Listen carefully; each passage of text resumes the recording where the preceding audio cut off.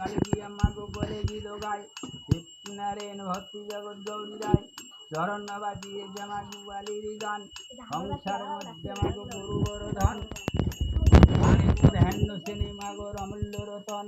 যার পালে আছে গরু সেই বড় সুখী যার পালে নাই গরু সেই বড় দুঃখী বেঁচে থাকার চেয়ে মাগো মরণ তার ভালো চাল কালাই ভাজা খেয়ে গুয়ালিতে যায় গুঠি গুঠি বসন্ত গরু মারা যায়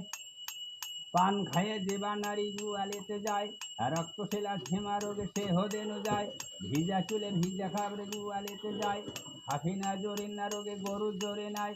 সেই জরিনা রোগ মাগু সে চুনিতে পায় গরুর পায়ে ফুরে মাগ হাউ ফুটিয়ে যায় নাপাক শরীরে মাগু গুয়ালিতে যায় ঝিমে রোগে গরু মাগু গরু মারা যায়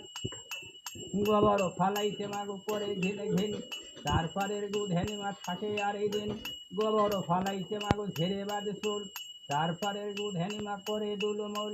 গোবর ফালাইতে মাগো পায়ে ঠেলিছে না তারপরের গুধেনির মা মুখে ওঠে ফেনা চুল ছেড়ে দেবা নারী গুয়ালেতে যায় তাই দেখি গুধেনি মা তোরা সে পালায় শনিবারে মঙ্গলবারে গোবর বিলায় তার ঘরে লক্ষ্মী মাগো ছাড়িয়া তো যায়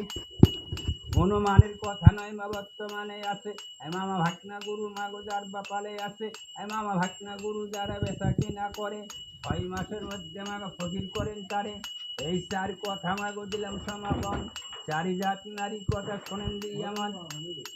আর হস্তানি নারী মাগো যে বাড়িতে রয় নিজের বাড়ির কথা মাগো অন্য বাড়িতে কয় হানকানি নারী মাগো নিঃশ্বাস কোন বয় 6 মাসের মধ্যে মাগো স্বামী করে ক্ষয় চিন্তা মানে নারী মাগো চিন্তারও কারণ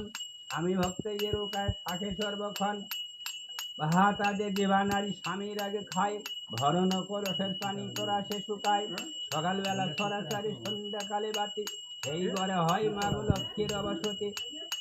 সন্ধ্যাকালে হুড়োহুড়ি দেওয়ার সময় বাড়া লক্ষ্মী মাতা উঠে বলে সারিলামে করা পুরনো করে চাল দুব্বা জোড়া পান